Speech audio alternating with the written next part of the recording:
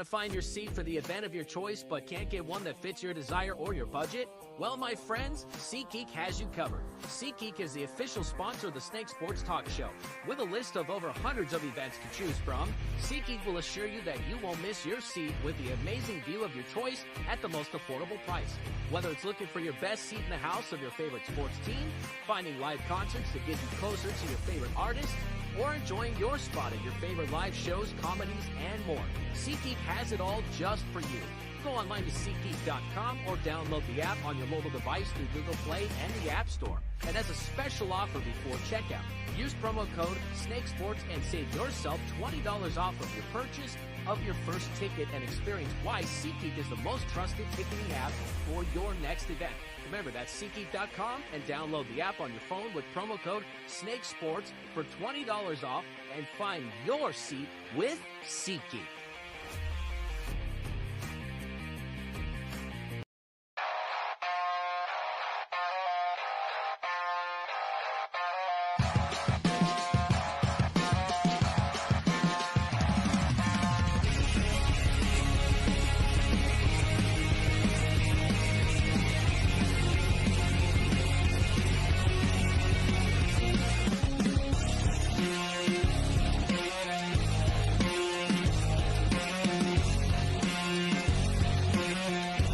And now, broadcasting live from Las Vegas, the Snake Sports Talk Show with Jake Silva starts now. Well, ladies and gentlemen, we are live and we are back here on a Tuesday night for you all. Hope you are enjoying your evening. Thanks for making us a part of your evening, Snake Sports Talk Show, wherever and however you may be watching and listening. Live all over on all platforms known to man, Roku, iHeartRadio, and all social media platforms. We've got ourselves a show tonight. John Frisch of Locked On Angels is going to be joining with us, plus Jess, Belmosto for Locked On Flames, talking about the Calgary Flames, the outlook of the NHL off-season free agency. It's going to be a heck of a ride from here. Boy, we got a lot going on here, at least for today and even for the rest of this week. So many interviews all around the corner. I know tomorrow is going to be a great one, Juneteenth. As we know, the government holiday as well. I'm excited about that. Glad to at least have one day off to kind of recover and really enjoy the day. So there's a lot really to talk about. I'll tell you exactly how my experience was in Coors Field here, just about the bottom half of the hour. But I do want to end up getting to this. So first and foremost, congratulations to the Boston Celtics for winning the NBA Finals title. There's a lot really to kind of explain about this. I will explain a little bit more on Dallas's end here after a break. But the one thing that I thought which was really interesting, because nobody could basically make up for what the Boston Celtics are and what they have become. And could we basically see this potentially become more than just one championship? The Boston Celtics definitely had arguably one of the best groups this year. They were the best team in the NBA all year, all season long. And it paid off in the end with a title. Finally, with this particular group, with Jason Tatum and Jaylen Brown. One thing to really consider is the Boston Celtics have gone through a mass of messes all throughout their organization. And sometimes that was just messes that didn't even, they shouldn't have even been in. Or some of it just kind of happened without anybody noticing. So the thing that's significant about the Celtics, and you kind of go back to, because the last time this had happened where they won a championship on June 17th this year was back in June 17th of 2008. Yep, the Boston Celtics won the NBA Finals title with Kevin Garnett and so many other really good players. Paul Pierce ends up winning a title. It was a great team. It was the Big Four.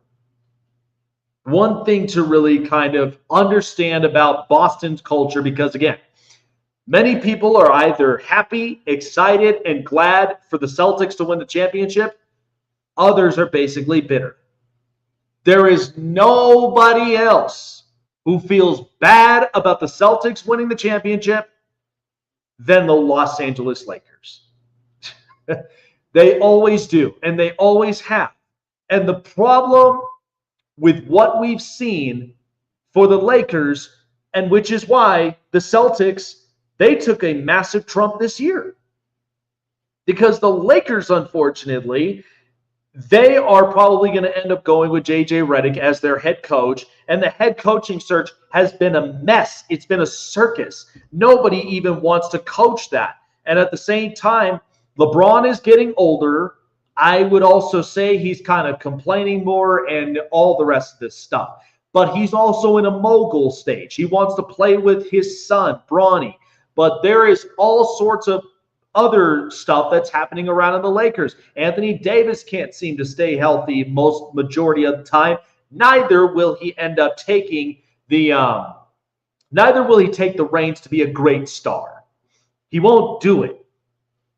And then I have to basically settle for little to no future for this organization. Lakers on the opposite end, while as the Boston Celtics are rising. And listen, the Western Conference, let's be honest with you, with everything that's basically happened in the Western Conference for the Dallas Mavericks, first of all, the Denver Nuggets, we know, had a great roster, but the problem of it is they kind of got a little overzealous and at the same time did not expect a lot of the talent, including Anthony Edwards, who could potentially be the face of this league. The other thing is, teams' health for some key players was a huge takeaway. Everything else, this is kind of what it is. I'm sorry to have to basically burst everybody's bubble from here, but I, as somebody as America's honesty mind, this is what it is. I know.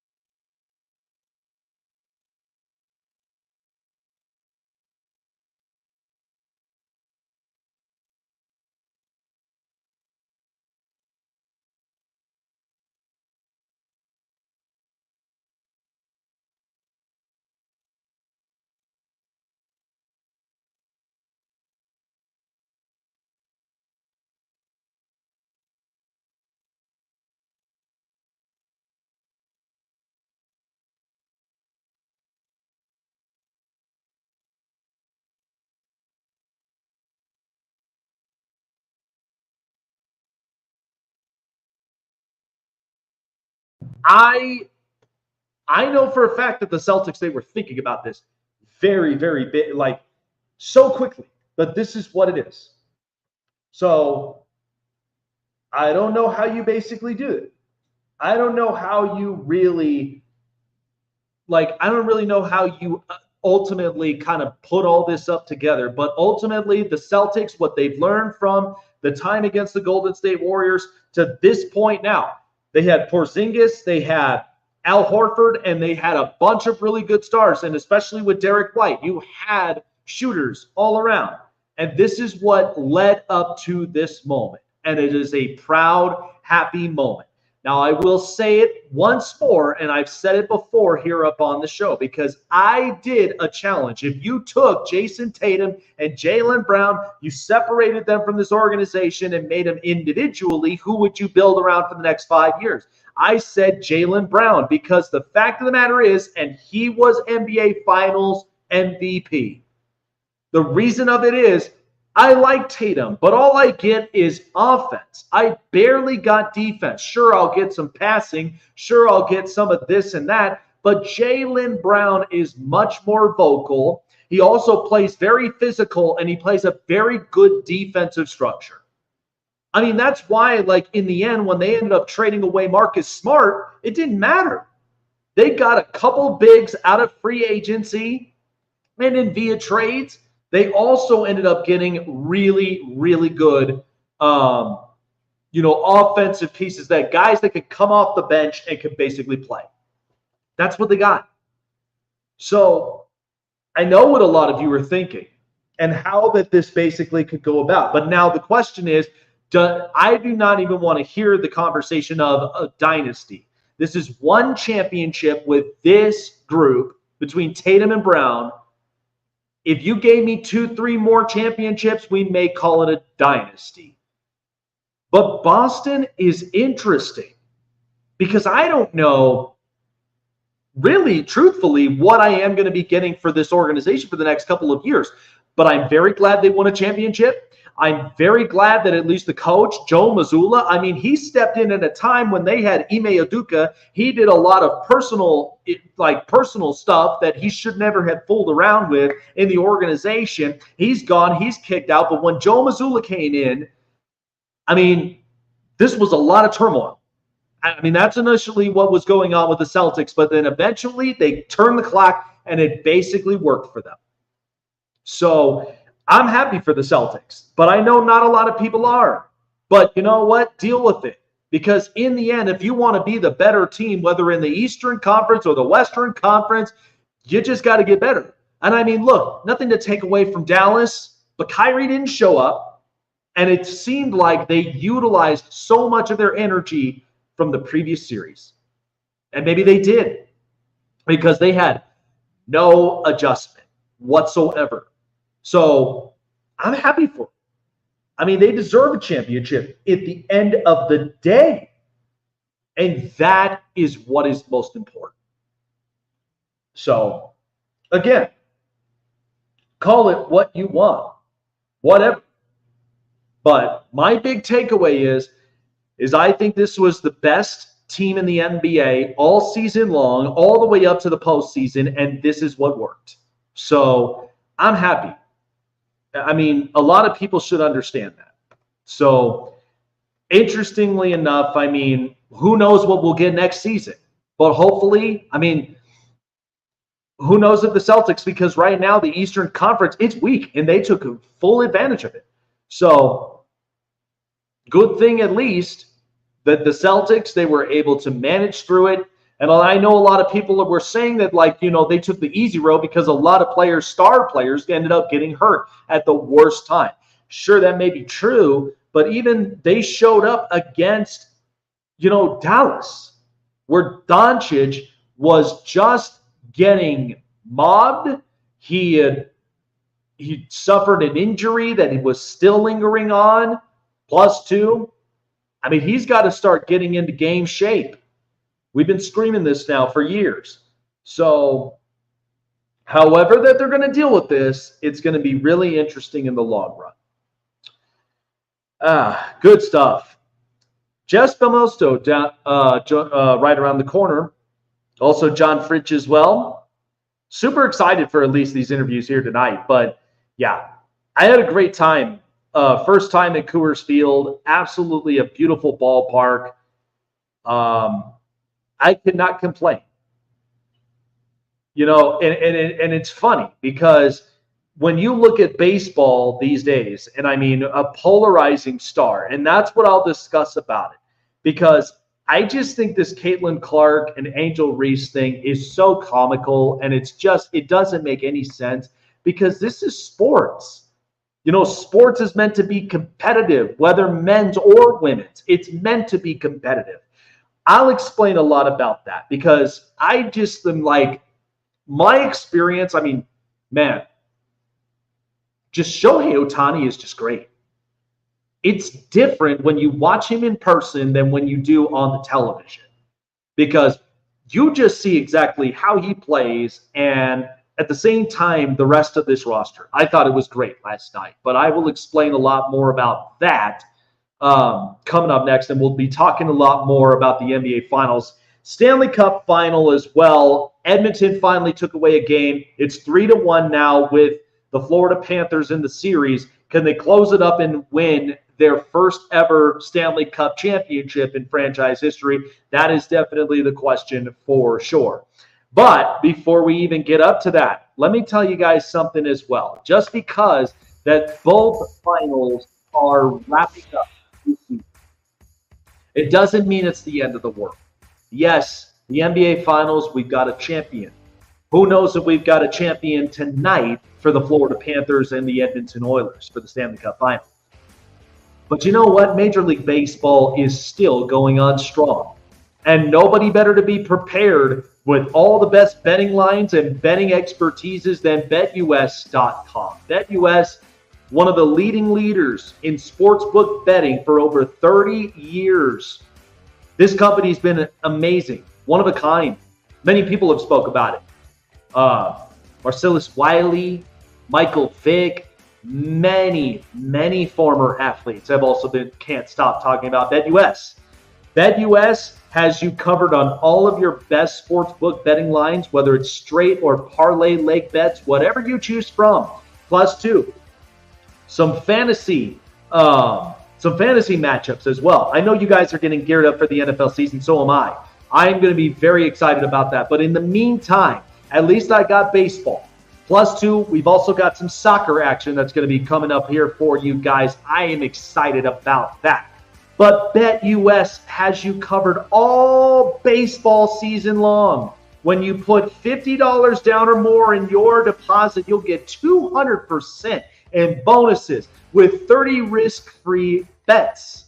Okay? That's plenty of pitches for me to basically find my way to hit it out of the ballpark on my parlay leg bets. So definitely get BetUS a try today. BetUS, where the game begins.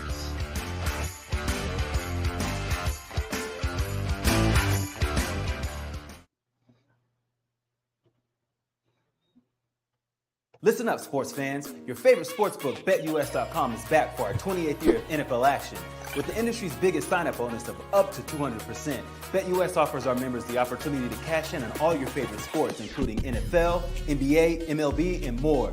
We've also got hundreds of new casino games, including the coolest new European slots, and our live dealers are waiting for you at the table. Sign up at BetUS.com today to get into the action. BetUS, where the game begins. Check out the Con Man live on the Sports Corner, coming to a screen near you, giving you the greatest stories from basketball legends you've never seen before. Sharing their glory, building the toughness, and how they show off their swag. But only one man knows all that, and that's the Con Man. Join Michael Conceição, the Con Man at the Sports Corner, Fridays at 5 p.m. Eastern, 2 Pacific on Sportsway Network.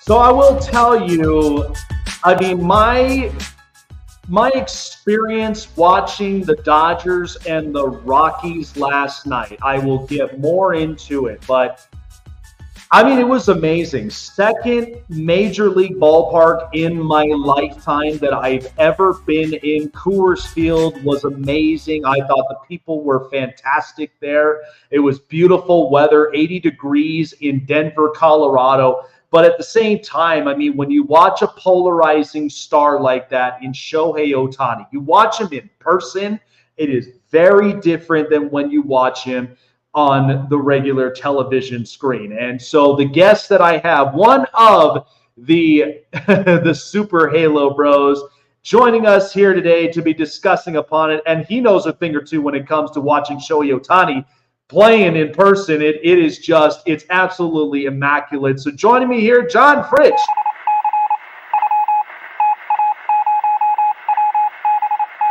I mean, I'm going to explain this a little longer here up on the show, but when you think of a polarizing star like Shohei Ohtani, I mean, look, this whole Caitlin Clark and Angel Reese thing is just, it's so ridiculous, but it's like, first of all, I got a polarizing star when I know I see one. Shohei Ohtani, Mike Trout, Michael Jordan. Right. Just can't help but just respect the fact that they are the plateau of what the sport is going to eventually become. And I'm like, so when I watched Shohei Ohtani last night, I mean, the Dodgers beat the Rockies 9-5. I mean, it was a great time being there. My wife and I enjoyed it. But just something about it, like a polarizing star, to have the ability to have everybody just pull out their phone, find the camera, and just hit record. I mean, everybody, the first at bat all the way to the last. I mean, when you experience watching Shohei Ohtani in the past being a part of this Angels organization, I mean, there's nothing like it, right? Yeah, absolutely. You know that you're in for a treat every time Shohei steps on the mound, every time he steps up to the plate. Even, non-Angel fans that came with me to those games when Shohei was a part of the club, man, they're there to see him and to see what he's going to do that day. And pretty much 9 times out of 10, he's doing something amazing. And, it's interesting, the point you're making, Jake, about just the fact that he's a polarizing guy, because when he's not on your team, then it's really difficult to watch sometimes him take your team to town and take them to task, if you know what I'm saying. So really it comes down to every moment that he put up with the Angels was special, and it's great to see him having the success that he's having with the Dodgers. There's some people that think that Angel fans will be bitter that he's not in the organization anymore and that he's not a halo and whatnot, but I'm happy to see the guy have success elsewhere, except when he plays against the Angels, because I'm a fan of the Angels at the end of the day, right? It's kind of funny because, I mean, the fact is like the vibe I got from Shohei was he was never going to leave Los Angeles. I mean, why would you? It's a big money market town. I mean, they love their baseball. And in the end, I just think with what Shohei Ohtani brings, he brings a lot of international money. It's new money that's coming in. So a lot of this, I mean, the promotions, all of it, I mean, Magic Johnson is sitting on fat ones every single night. So it's just like he's doing, but he knows the LA market, which is incredible. So just shifting on, because I know we're getting into the hard-nosed questions, and for somebody who has covered the Angels for a long time, look, I'm watching the Stanley Cup final, okay, and I am very happy for Connor McDavid to finally get there.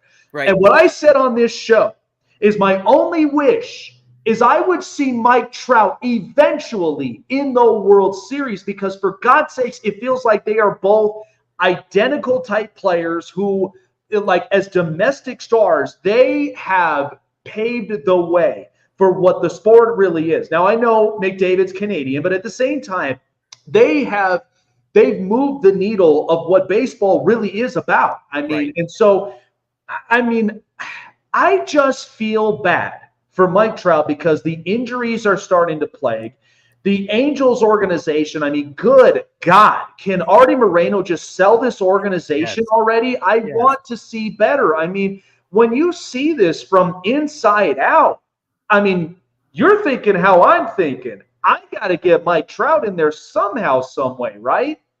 Yeah, when it comes to Mike Trout and the Angels and hoping to see him in the playoffs, I can tell you it's not going to happen anytime soon. And it might be, he might be wise beyond his years before he finally gets back to the playoffs and, this team gets to be good enough to make the playoffs again.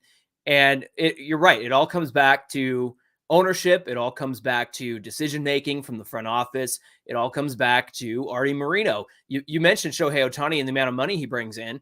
Artie Moreno said no to that. They can't see past the end of their nose on the front of their face because they don't see. Look, you can debate whether bringing back Ohtani was a good idea or a bad idea. Like, he's only DHing. You don't know the future of his arm and whatnot.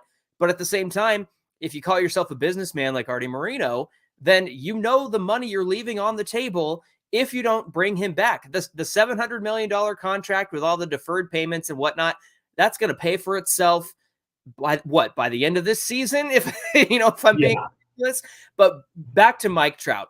Look, as an Angel fan, I appreciate the loyalty. When he signed the extension in 2019, you felt pretty good about where the team was. They really just needed some pitching. They still had Pujols, who obviously never had the level of success that he had in St. Louis with the Angels, but he was still hitting milestones. They had Ohtani in his second year. Of course, he had the pitching injury that first year he was there. They had Andrelton Simmons, who was playing the best, offensive baseball of his life, in addition to his incredible glove at shortstop. So, Justin Upton wasn't quite washed up yet either.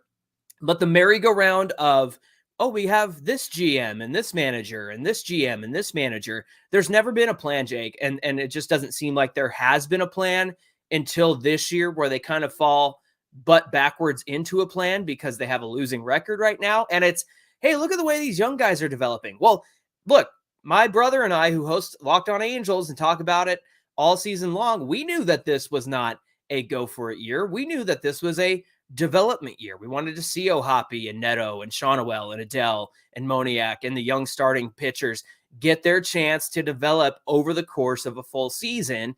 And we knew that it probably wasn't going to look pretty as they did it. But the fact is that they've never had a plan, and they kind of fell into one this year because the record's not great. And so you hear the dialogue from Ron Washington change from over the offseason of, hey, we're going to run down the West. We're going to be about it. And now all of a sudden it's, they're learning and growing and they're developing. And so the company line has changed. And we all kind of knew that coming into this season. But for some reason, the front office just wants to make sure that they dangle that carrot in front of Angels fans and say, well, don't go anywhere. We still want you here. We're going to win. We promise. But we know as long as Artie Moreno's in charge, they're not going to have a winning team out there. They might accidentally field a winning team if these young guys continue to grow. But at the end of the day, when it comes to Mike Trout, I appreciate his loyalty. If he sticks it out the rest of his contract, there will be some winning seasons in store for Mike Trout. Might not be prime Mike Trout, might not be the Trout that redefined the game of baseball, but I think there will be winning seasons ahead for him if he sticks with his team and the young guys continue to grow. Yeah, and this is the one thing, because it so pains me every time to just basically say this, because again, I've grown up a baseball guy my entire life. And so, but when I see an organization that I just get confused, what are they doing? Yeah. Like, I don't know what the plan is in place. The thing of it was, and to go upon this with the veterans, because the Angels have had a track list now, I would say, for about close to, 12 years at least. Mm-hmm. You had the Pujols contract, you had the Josh Hamilton contract, the CJ Wilson contract, and then all of a sudden they started getting all of these other veterans. I mean, 2014, they did make a serious postseason run, but it wasn't enough to really cap off against the Kansas City Royals. So then, to go upon with this subject, Anthony Rendon, who won a World Series in 2019 with the Washington Nationals, signs a massive contract with the Angels, and this just has not panned out. He's been on the news, he's been fighting with fans, and then at the same time, do I even have a care in the world at all to basically play baseball? Because look, it's one thing if it's just a recreational sport for all of us, but when it's your job and it's your duty, look, I'm not going to tell my boss, hey, I'm just going to give you 60% today. No, right. I need 110%. Where are you right now with this contract with Anthony Rendon? Look, it's Artie Moreno's own money, and it's his own fault, because they've never signed a player of that level out of necessity. It's always been the star player that just came off of a great offensive season. And look, at the time, the Angels needed a third baseman, and Anthony Rendon was a good signing for them. But the fact is, you had Garrett Cole out there who ended up with the Yanks. There was a fan of ours who mentioned a story about Billy Epler flying out to meet with Zach Wheeler, and he was told, no, turn around and come home. We're going to meet with Anthony Rendon. Can you imagine Zach Wheeler in that starting rotation for the same contract he's got with the Phils right now?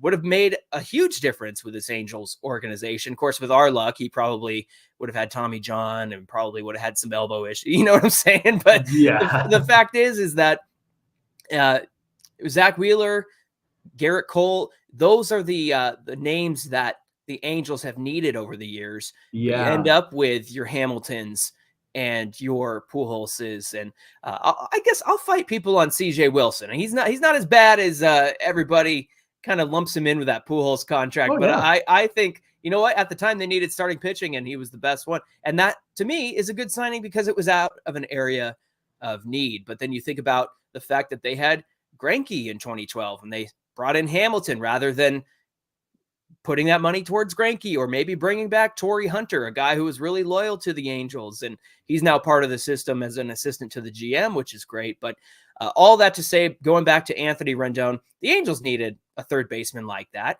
But the idea that he's not played nearly enough games, he's not nearly worth his contract. He's got the nonchalant attitude. It turns off a lot of fans. Look, we had a lot of sympathy for him on our show the first few times that he got injured. And last year, he didn't really do himself any favors with some of the comments that he made. This year, it does seem like he's been trying really hard. I think it took somebody like Ron Washington to kind of snap him back into reality and fix some of those attitude issues, because I think last year with Phil Nevin in charge, the whole clubhouse was kind of a zoo. It was Nevin's first year as a major league manager, full-time major league manager, not an interim.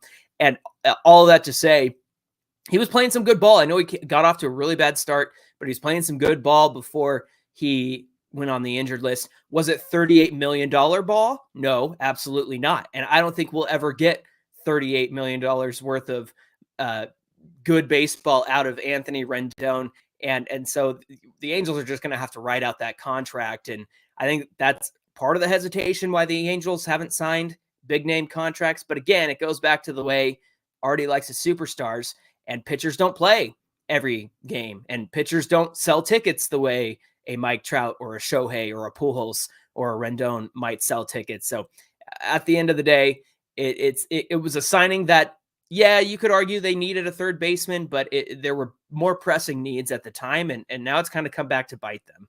Yeah, and ultimately, I mean, I feel like the Artie Moreno effect with, him being so hitter friendly, all the other teams from the outside looking in are like, okay, that's fine. Yeah, I'll just take your relief pitcher, and then I'll beef up my bullpen because I'm going for a World Series run. So, right. But I just think, watching Ron Washington, because ultimately we have not had a more pivotal manager than when we had Mike Scioscia. I mean, when I watched the guy manage, the guy was great. He was what Angel baseball was meant to be. And at the time when 2002 happened, I mean, against a great Giants team, I mean, it just kind of set the tone. It changed everything. Yeah. So now you fast forward. I mean, the Joe Madden, they tried this idea. It did not work out for the best. I felt like his time was already kind of up by the time he was out of Chicago. And respectfully, we still respect him. But now you look at Ron Washington, and I loved him in Texas, and I loved him everywhere that he's been. But do you think this is ultimately bringing in a guy like that? I've watched his interviews, and I think he's great. But does the organization themselves, are they patient enough that they want to see this thing develop? They want to get better at this. Is he going to be around here for the long run?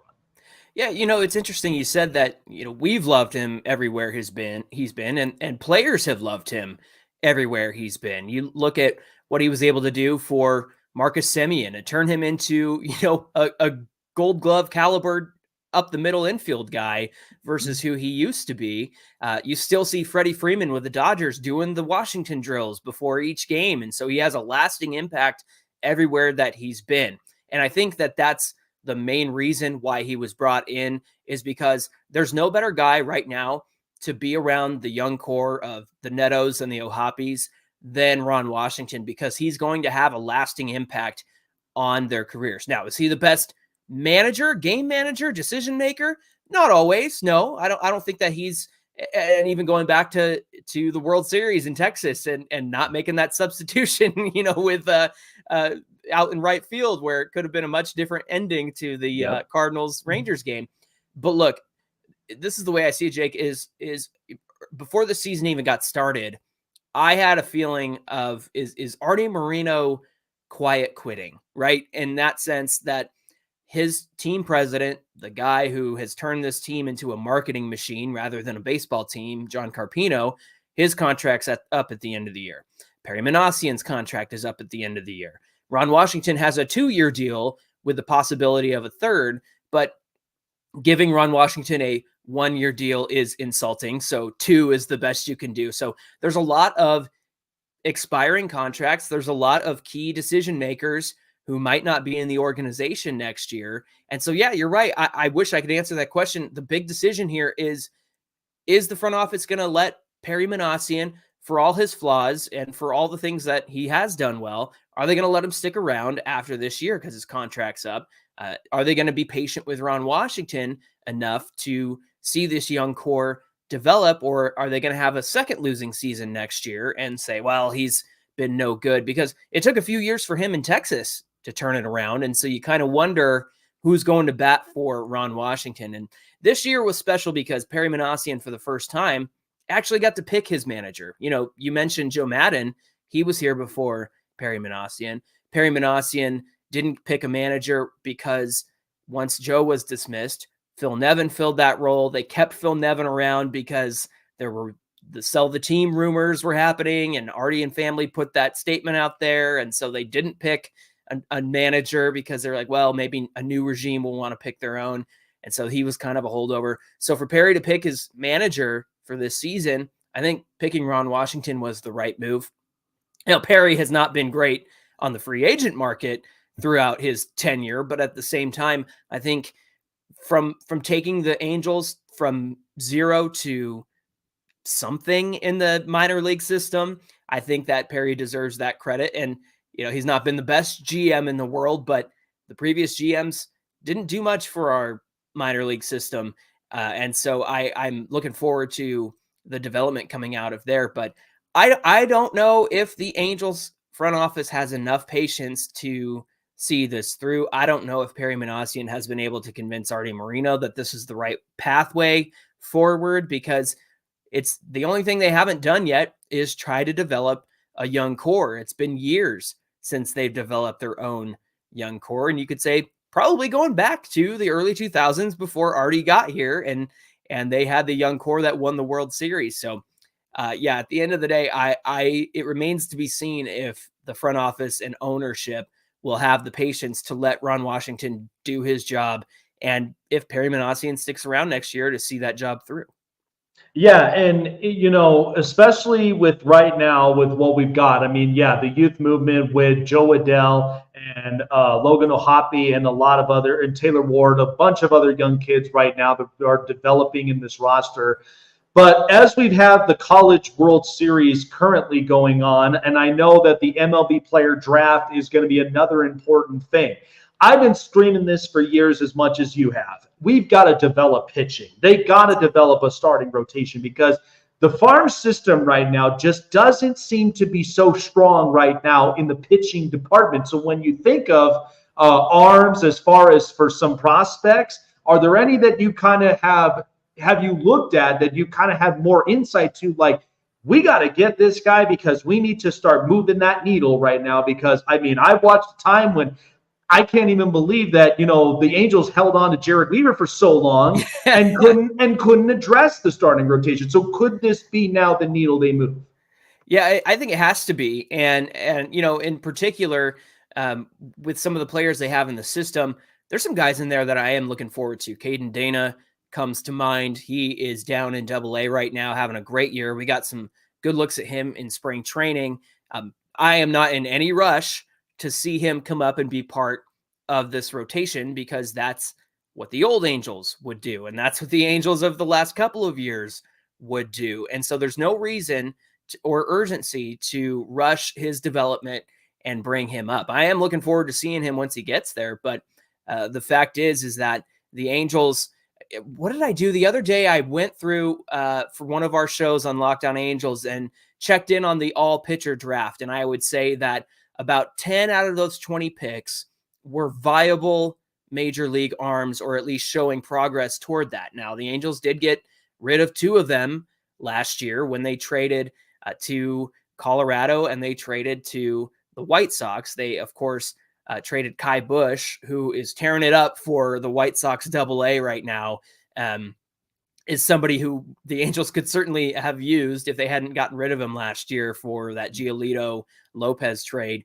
But I digress. The fact is if you look at the upcoming draft, I think they're actually in a position where they have 4 top 100 picks, and they are in a position where I can't really think of a good position player other than maybe like Nelson Rada, who is still very young, that is like the next big thing. And so if they get somebody who's going to be, an anchor at third base for the next so many years, I think that that's a great decision.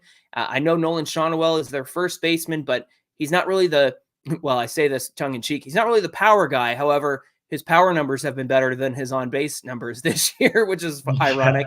But I think there's always room in this organization for good pitching. And the fact that they have 4 top 100 picks this year, I think it's going to be the difference maker. And it's also going to be interesting to see how Perry Minasian and his team handle it, because they're not picking out of, hey, we got to get Ohtani to the playoffs. We need the most ready guy right now. We need to bring this guy up like we did with Neto or like we did with Shawnuel so that we can get to the playoffs. They don't have to do that this year. They can be patient with their picks. They can be patient with the guys that they're going to get and let them cook down in the minor leagues and be wise with the top 4 100 picks that they have.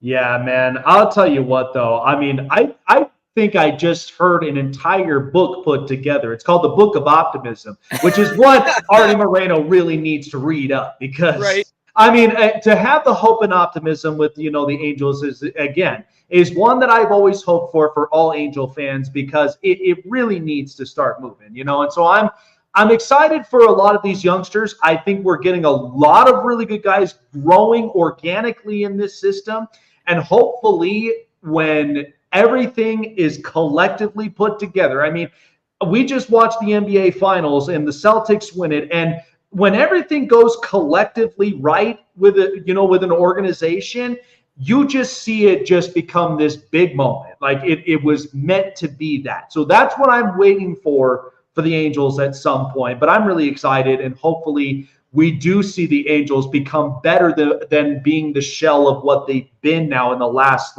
20 years. So hopefully we see that, and hopefully, some greater things are up and on the horizon. But John, appreciate you taking the time, man. Where can everybody get locked on and show off their halos for the LA Angels? Let's go. Yeah, you can find myself at Super Halo Bros on Twitter and Instagram. You can also follow the show at Locked On Angels on Twitter. And of course, you can find the show on YouTube. You can find it on Amazon Fire TV. You can find us wherever you get your podcasts, of course, on the audio side. So Spotify, Apple, all that good stuff. Just search Locked On Angels, and my brother Mike and I will be there for you, talking Angels baseball 5 days a week. And we put out our shows so that, if you're headed to work early in the morning, we're there for you. So we'll join you for your early morning drive or your cup of coffee, and we'll be glad to have you jump into the show with us. That'd be great. Absolutely, man. Absolutely. And then, like I said, I mean, I watched Shohei Ohtani last night. I thought it was fantastic. I've yet to see Mike Trout up in person, and I've heard a lot of great things about Angels Ballpark. So that's on my radar, in my bucket list. So I am waiting to see what it's going to be like watching him play in the Big A. But appreciate you, man. Have a great rest of your week, and we'll see you later on the flip side. Sounds good, Jake. And when you're out here at the Big A, hit me up and we'll go catch that game together. You got it, man. You got it. Absolutely love it. But like I said, I mean, baseball is just, it's fantastic. But again, when you watch a polarizing star like Shohei Ohtani like that, and especially when you watch a domestic star like Mike Trout, I mean, it is absolutely incredible. But shifting on, because we know tonight, will fate be in store?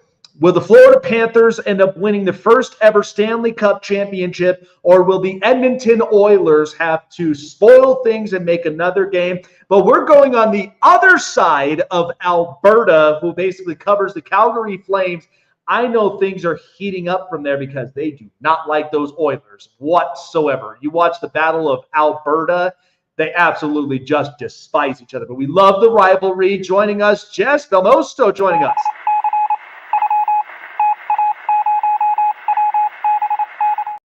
Yes, I know it's not really a beautiful sight to see when you have the Edmonton Oilers in the Stanley Cup final, but like I've said, I've been very happy with Connor McDavid at the end of this thing. But I think about the trade, Jonathan Huberdeau and Matthew Tkachuk.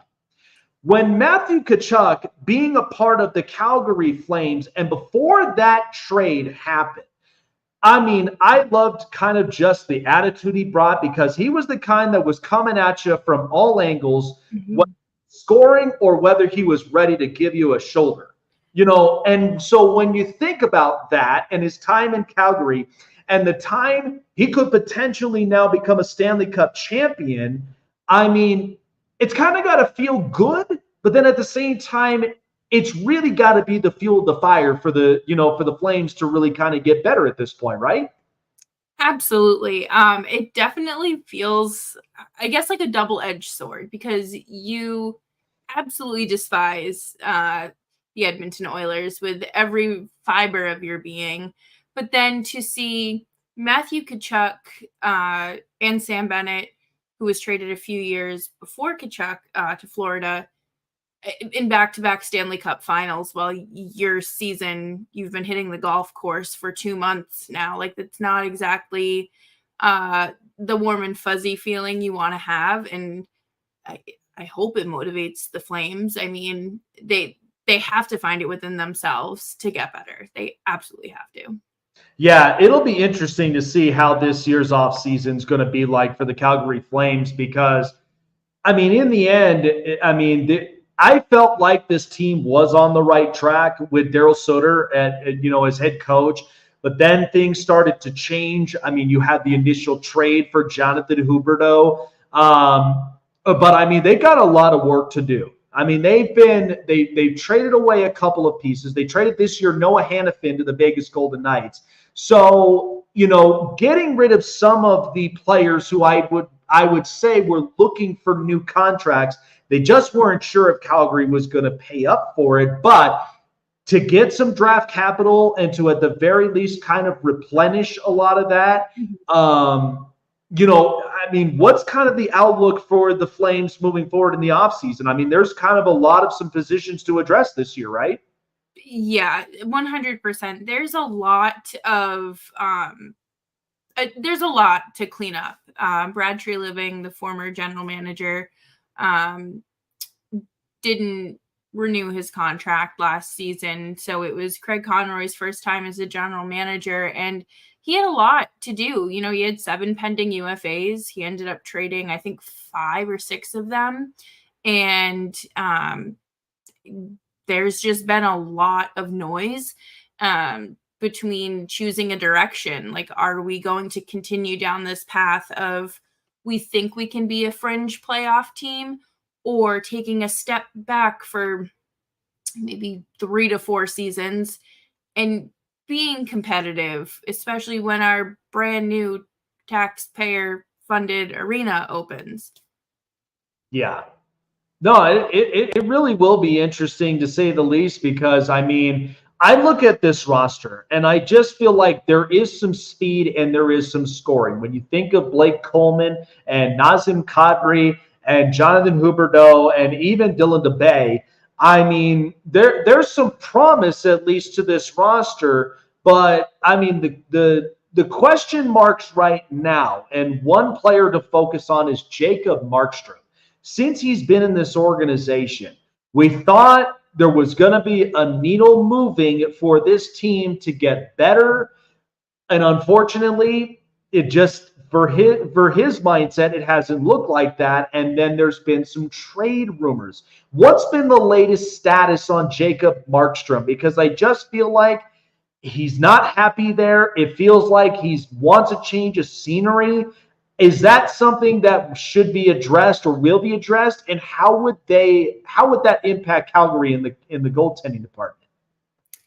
So earlier today, it came out that I guess Jacob Markstrom hasn't officially requested a trade, which, that's kind of reassuring because you don't want to bring back a disgruntled player if you can obviously avoid it. And it sounds like they're going to be trading him ahead of the draft, but Craig Conroy's kind of made it clear that everything that we're doing is going to be behind closed doors, and when the public's meant to know, we'll know.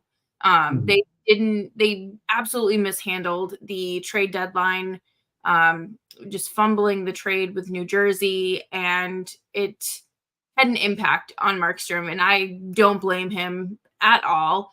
When you do the organization a favor by waiving your no movement clause and agree to go across the continent to New Jersey, it's a lot. And the Flames have their next goaltender in the pipeline with Dustin Wolf, and he's ready to take this step into the NHL.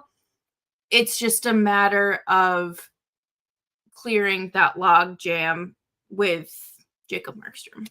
Mm-hmm. Yeah. And so I think about too, because the Pacific Division, it's really getting tougher. I mean, we watch Vegas, we watch Edmonton, we watch the Kings, and multiple other teams that are also building up to make this arguably a very competitive division. So, and I mean, San Jose clearly is in big time rebuild mode.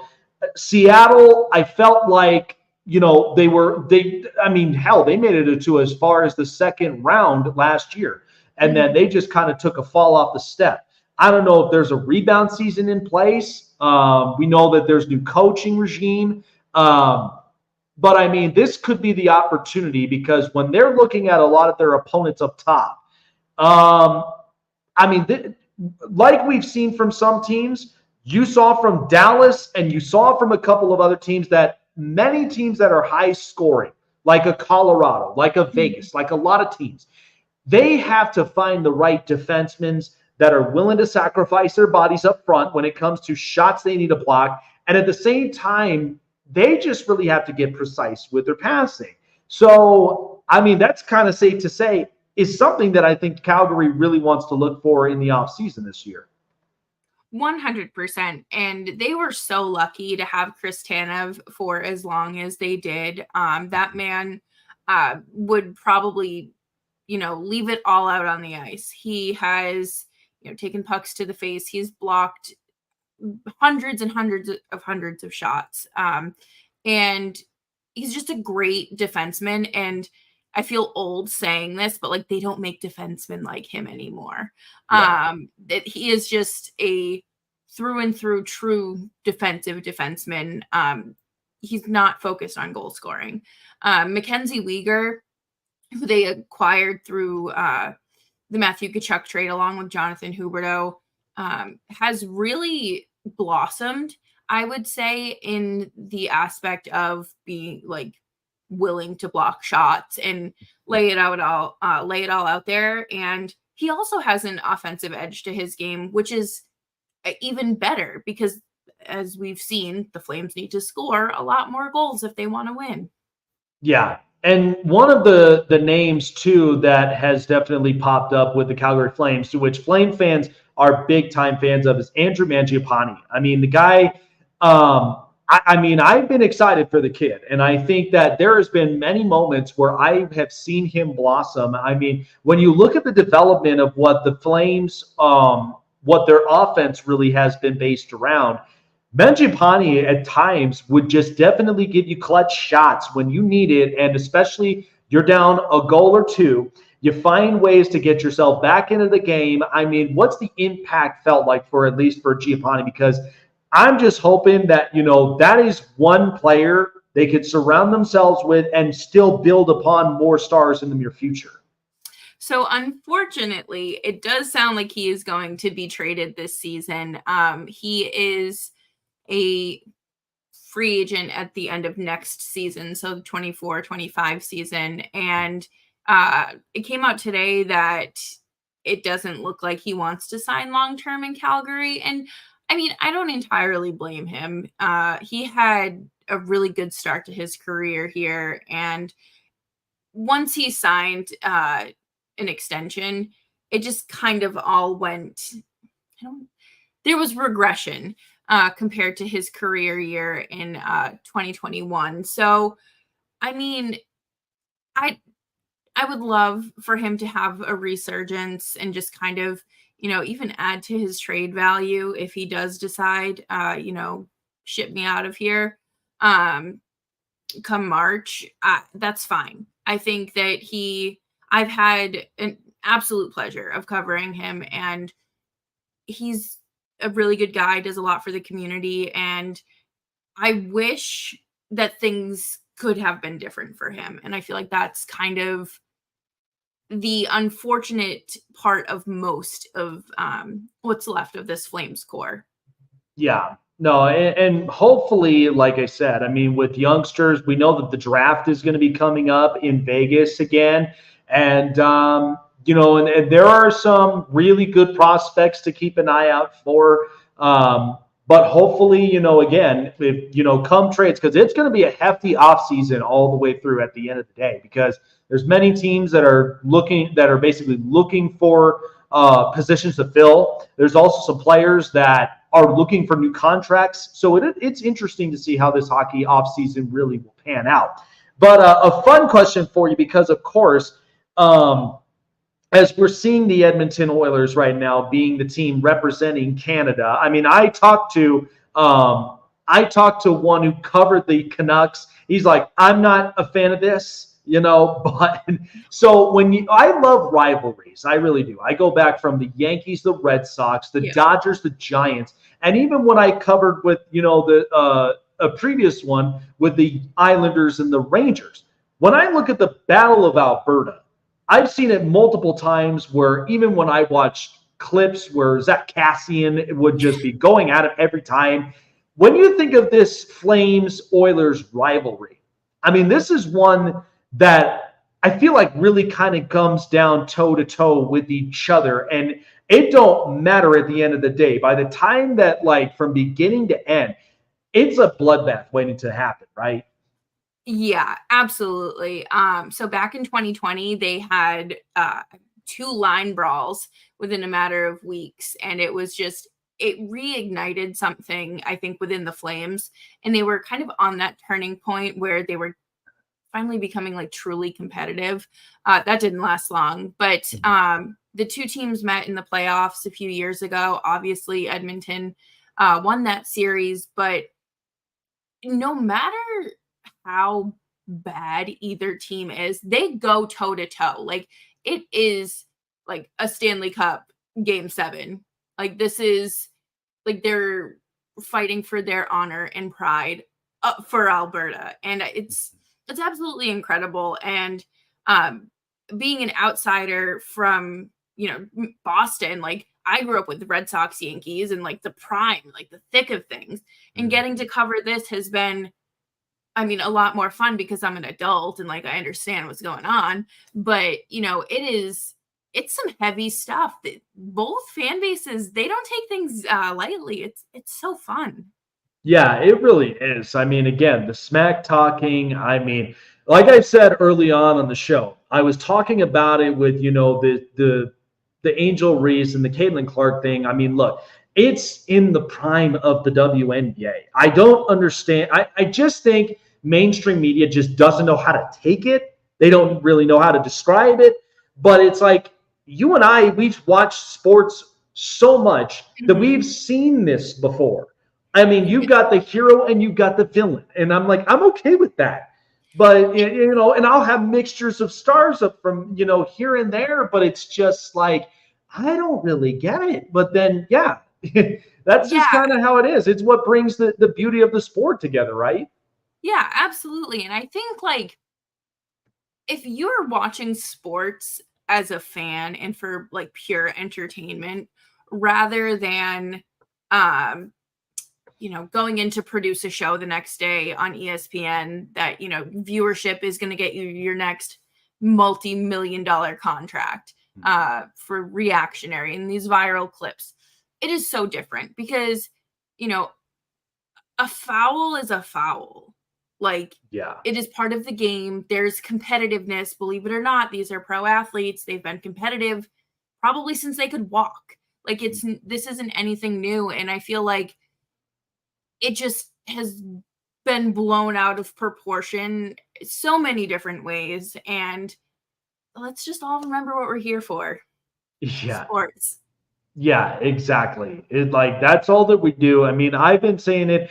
I've been nabbed the title America's Honesty Mind because I'm trying to find the silver lining behind both stories to kind of give it a balanced, unbiased opinion. And at the same time, I'm getting experiences from many people who cover specific teams and how they feel with it. And so it's such a beauty to even do this for 4+ years running. And so that's why I'm trying to get up there to the top to where, I'm there competing with the cowherds and all these people. And so, but I would say a fun one before letting you go. Born and raised in Vegas my entire life, hockey was never even thought of, even though it had the Thunder, it had the Wranglers, and eventually became the Golden Knights. So I was happy when the time that, and yes, it took 6 years, faster than any other teams that have. I just felt so happy, so proud because as somebody, as a Vegas native, not a lot of people paid attention so heavily up on hockey. But by the time that they arrived in 2017, organically built, they give back to their programs. They give back to the community, and they gave the community something to believe in. So by the time they won it this past year, it lifted an entire city up to where it was like, I got a chance to witness my hometown win it. Calgary does have a championship on their belt with the old Lanny McDonald finally getting one respectfully. So when you think of hoisting Sir Stanley, I mean, it's such a surreal moment. I said that is the hardest trophy of all major sports to win, to claim, to hoist. So to hoist it, I mean, it's such a surreal feeling, right? I can only imagine. I mean, even in the playoff run the Flames had a few years ago, it felt so special, and it was so unexpected that, if they made it out of the first round, great.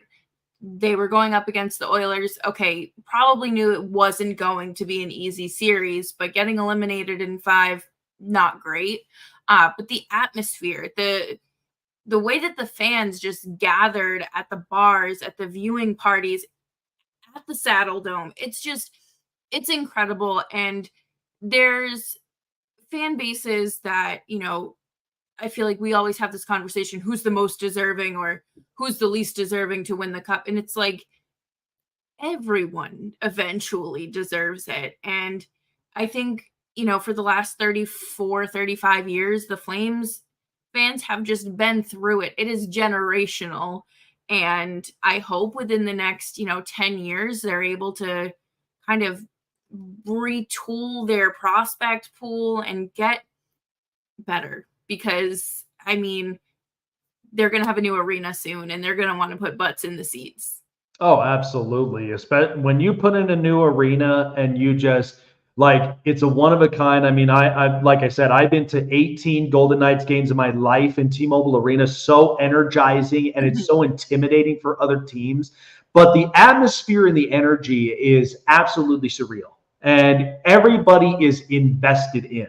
So when you get a new arena and, again, the players feel great, the fan base feels stronger, it really does make a huge difference. And the thing I've said, like before coming on and starting up onto the show, we had our previous guest for the Angels.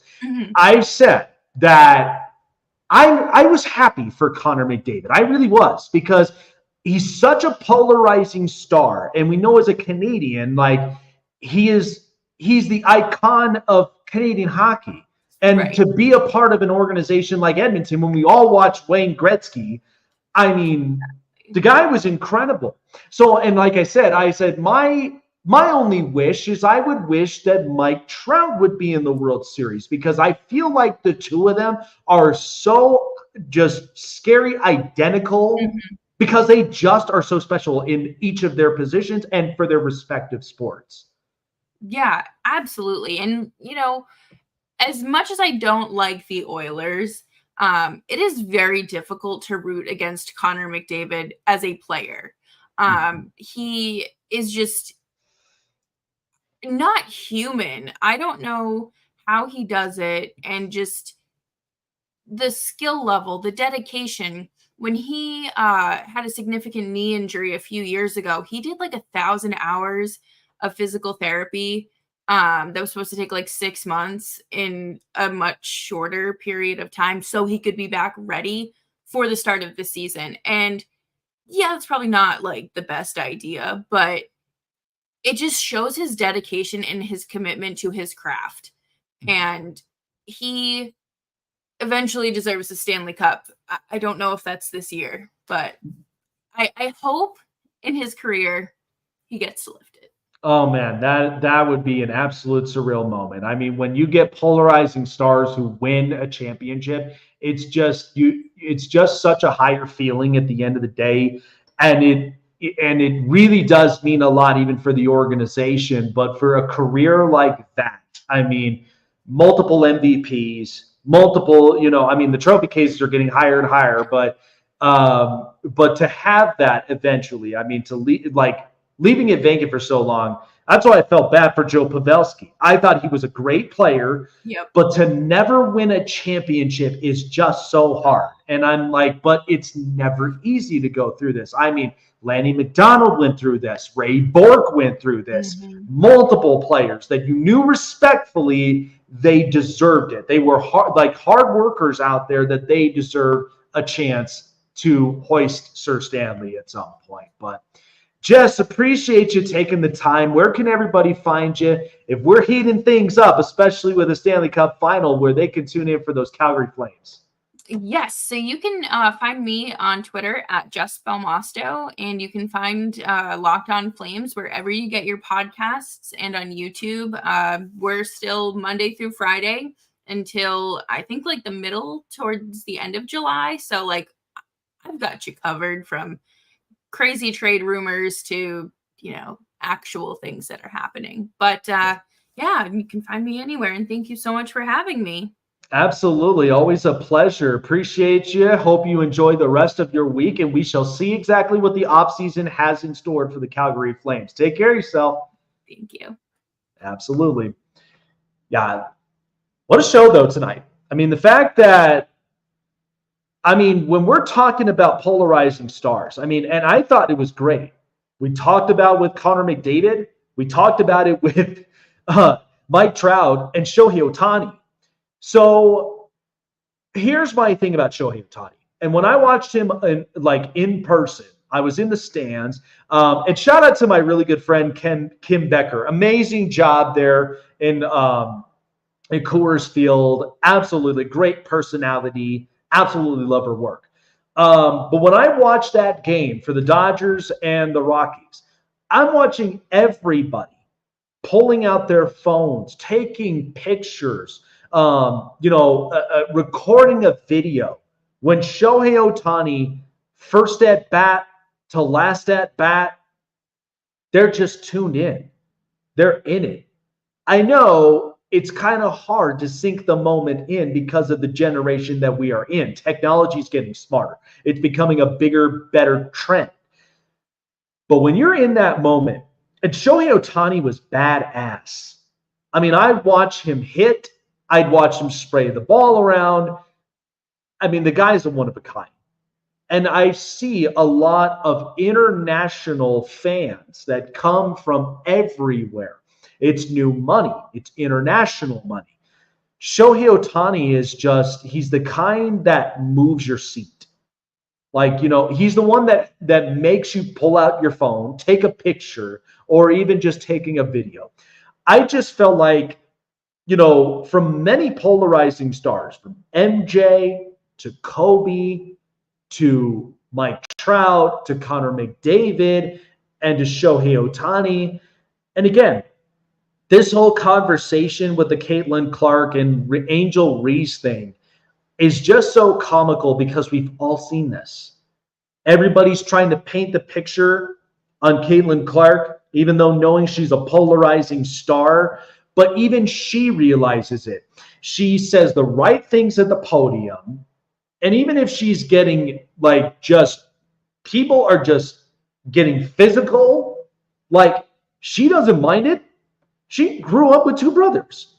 So this is all a part of the golden age right now for WNBA.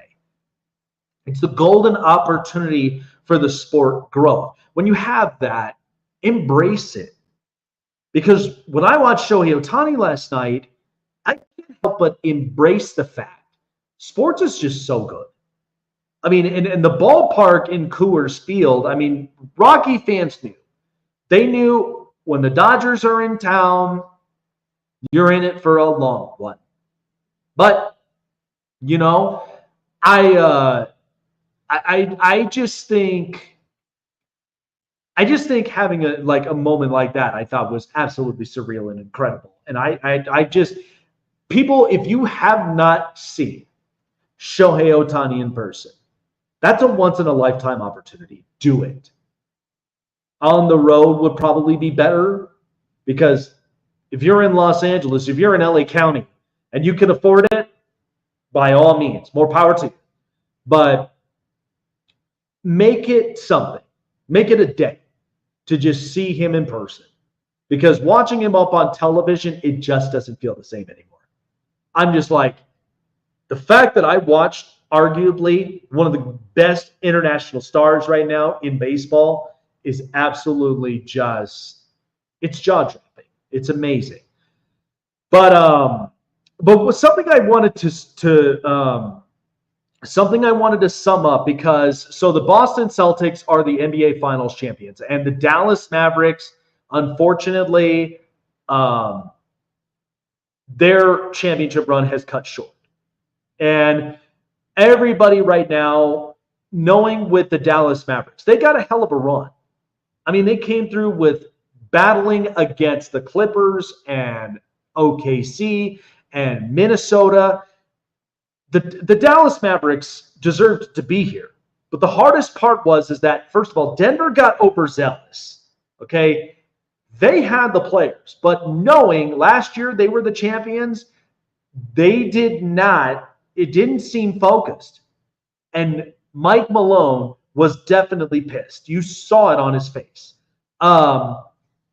Chris Finch, when I look at what Minnesota is building up right now, I'm excited for this. And you've got a domestic star who could be the face of the league in Anthony Edwards. I loved watching him. Watched him play in the Olympic game. But every single one of these teams in the Western Conference, you already know that they bring a lot of physicality. So part of this, for Dallas, it felt like their gas was worn out. And that happens for a lot of teams. Players get hurt. Players get gassed. They get tired. They can't adjust. It happens. But I just think for Dallas, at the end of the day, Luka Doncic, has a lot of work to do in the offseason. And I think he knows it. He set it up on the podium earlier where he didn't play his best. He takes a lot of accountability for it. But can the accountability be translated into what do you do now? Getting yourself into better shape, because that's the biggest thing right now. 2, they got to give him somebody on a consistent basis. I know people speak about Kyrie Irving, but Kyrie disappeared in this series, the most important series. And so when I think of Luka, Luka, I know, is great at offense. He struggles up on defense, but maybe fix the defense. And the other thing is, too, I mean, Daniel Gafford and Derek Lively, they were so marginalized through this series. Boston had every single answer to it. And there was nothing that they could do to possibly change this thing around. So I just think that, Dallas, they're on the right track. But look at this. You lost Porzingis. You lost Jalen Brunson. These were three pivotal guys that could have been difference makers in Dallas. And the funny thing is like I watched Jalen Brunson have an amazing postseason with the Knicks that he deserves another star. And many people know that, like, well, Julius Randle's coming back. OG Anunoby, is he coming back? The thing about it is with the Dallas Mavericks is I do not condemn them for this. But let this be a learning curve for Luka Doncic. Let this be a wake-up call for Kyrie Irving, because we know at this point, it's got to feel uncomfortable still being in LeBron's shadow. Really does. And again, I give him credit. I mean, the fact that he went through an entire postseason and he played well, but then only just to be cut short in this series, I mean, still. But now you still got to live with being the LeBron shadow at this point after winning a championship. It's not fun. And we know it. And we see it. So I don't really know what you do. I mean, but I just know that there's going to be some moves involved. There's going to be a bunch of talks around in the off season. So it'll be interesting. And hopefully, I mean, again, we have the NBA draft, and hopefully that should build up some clarity because it's a draft and develop type league that they're pushing for. But who knows how this is going to end up impacting for the Dallas Mavericks moving forward. But I feel like they are a very good team. I'm not taking away the run that they had this year because Luka is one of the top 5 best international stars in the NBA. I mean, amongst Wemby and Giannis and Jokic and multiple others. So I just think at this point, it was a learning curve for Luka, wake-up call for Kyrie, but then the Western Conference, there's going to be some movements. It's probably going to end up getting bigger and better. And there were some teams cooking in the Eastern Conference. Look, the Magic could make a move. The Pacers could make a move. There's multiple teams that can make some moves. But let's see exactly what the offseason is going to bring before we definitely dive into what next season preview is going to be like.